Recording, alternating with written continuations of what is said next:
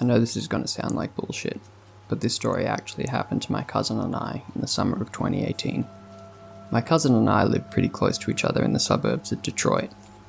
We both love photography and taking long drives listening to music. So that's exactly what we did on this particular day. We drove about an hour north to a small town and found an abandoned barn that was also for sale. At the time, we didn't spot any trespassing signs, so we decided to be adventurous and go check it out. Big mistake. The barn was in semi-decent condition, although the paint had begun to peel off.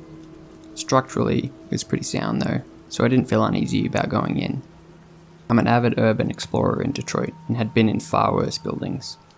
Once we got inside, we somehow ended up in the basement of this barn. I immediately was getting some weird-ass vibes. There were little girls' clothes, toys, and furniture littered through the basement of this barn. I thought it was creepy as hell, and so did my cousin. Before I continued, behind the barn was a pretty decent-sized cornfield. This cornfield backed up right to the barn, so we decided to be artsy and take a few pics in the cornstalks. I snapped a few shots of my cousin, and we decided it was time to head back to the car. Walking through the first row of corn on the way back to my cousin's car, I see a vertebrae in the dirt. At this point, I stopped dead in my tracks in disbelief. Like, is this actually what I think it is, or is it an animal bone of some kind? I start looking around and fuck, there were several more.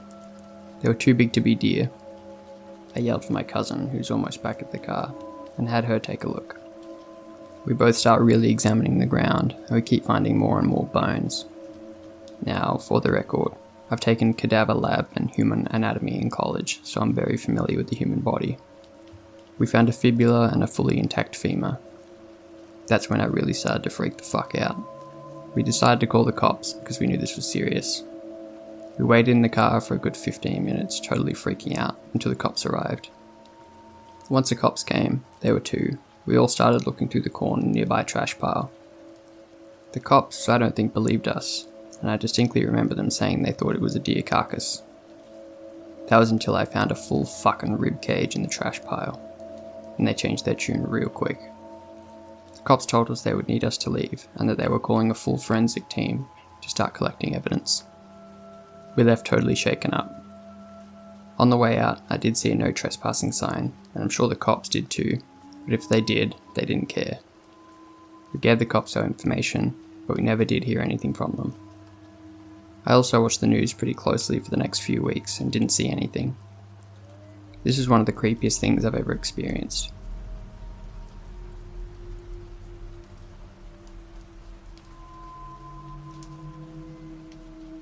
Three of my friends and I drove to Breezewood as a staging ground for a nice nighttime tour of the abandoned PA Turnpike, a long underground tunnel that cuts through mountains. In the spirit of October, we decided to check it out late at night. So we set off from our hotel in Breezewood around 10:30 PM. To get ourselves even more psyched up, I played creepy music along the way as we entered the dark forest. We arrived at the entrance of a trail that leads to a section of the Sidling Hill Tunnel about 15 minutes later. For the next hour and a half, it was mostly chill. We walked to the tunnel entrance, explored in a little side room, and overall messed around in the tunnel by laughing at the funny graffiti and taking cursed videos. When we reached the end of the tunnel, we spent maybe 10 minutes looking around for a way up to the ventilation room. We couldn't find a path outside, and the staircase leading up was destroyed. We turned around and began our long walk back, but within 5 minutes of backtracking, we noticed something when we all turned off our lights in the tunnel. A faint shining light behind us.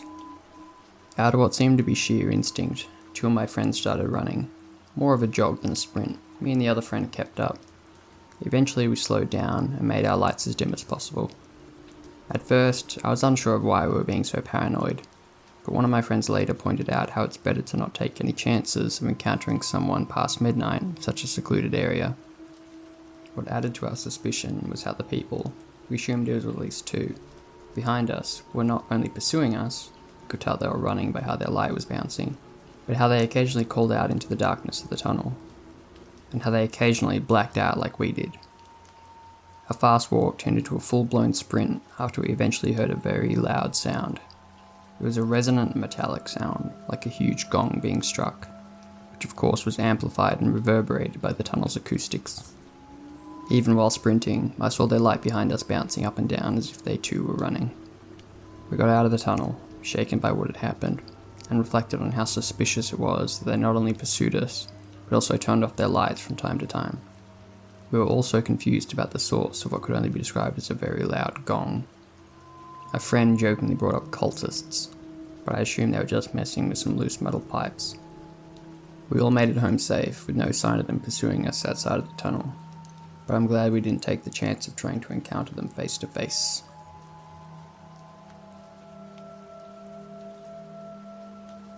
I'm gonna preface this by saying I was incredibly naive. My best friend, Jay, used to work at a restaurant in a very bad area. She'd moved there from our little suburb about 35 minutes away. I still lived in the suburb with my parents, so my street smarts weren't the best. This was 3 years ago. I was 19 at the time, so driving around to visit friends is one of my favourite pastimes. One day, I decided to stop by the restaurant to see Jay, as I'd done a few times before, and I was friends with all of her co-workers. My friend was busy at the time, and she made me wait around with a few of the others for a bit until her break, then came out to chat with me. At this time, I was very anti-purse and just kept a wristlet, like a little wallet you keep around your wrist. After chatting for about 30 minutes, I left the restaurant and walked back to my car. After driving for a while, I noticed I'd left my wallet, so I texted Jay telling her to grab it for me and where I'd probably left it. I knew there was a possibility that it was gone, being that I'd left it at a busy restaurant in the city centre, and Jay confirmed it was indeed gone. My dad cancelled all the credit cards, but I was still holding on to the hope that it'd be returned, as it did have my ID in there. The next day, I got a text from Jay. She told me someone called the restaurant and said they had my wallet and that she'd given them my number. I was really happy about this, but knew I would have to meet up with a stranger, so I decided not to tell my parents. I didn't get a text until the next morning. The person said they had my wallet and wanted to give it back, but never gave a name or a description. I didn't care. I thanked them profusely and asked them when I could meet. Hours later, they replied with an address and told me to stop by around 9 PM. The address was about 20 minutes from the restaurant, which was also a really bad area, but that wasn't a worry for me, as I had left my wallet right around there. I get there around 9, and this is when I start to get freaked out. The house looked like it was previously a row home, but the one connecting it to the rest had been demolished.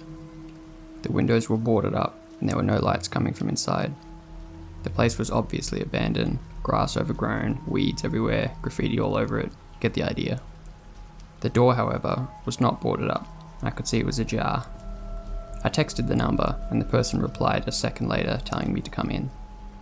It was early summer, so while it wasn't completely dark out, it was getting there, and I would have needed a flashlight to see. So what do? Well, I turn on my flashlight, of course. I get out of the car and look around in hopes of seeing someone. Nothing. So, with phone flashlight in hand, I start walking up the dry-rotted wooden steps of the front door. I crack the door open further. It's completely black, and when I shine my flashlight around, I can see there's no furniture. I thought I heard some quiet creaking from upstairs, which I thought was strange. Why would the person text me to come in but then be hiding upstairs? At this point, I knew there was something wrong here. I was scared as hell, and I hightailed it back to my car. I should have pulled around the corner, but I didn't. I just called the police right there. 2 policemen arrived shortly after and walked right into the house with flashlights, then 2 more pull up. They were inside for a long time, then they came out.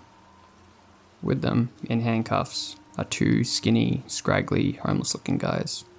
I only got a good look at one, but I do remember the guy had visible sores on his face and arms. I assume they could have been drug-related. As the cops walked them by my car, one of the guys looked at me with the angriest expression I'd ever seen. 2 of the officers came over to talk to me, and had indeed found my wallet inside. All the money was gone, but the rest was intact. The cops reprimanded me for being so stupid. I drove home and never spoke of it to my parents. Only recently have I told them what happened. I'll never know what those guys were planning. Was it just someone messing with me, and I called the cops on 2 random homeless guys living there? I never got another text from that number. I started carrying my purse after that. Gross, creepy, abandoned house men, let's never meet again. Ever.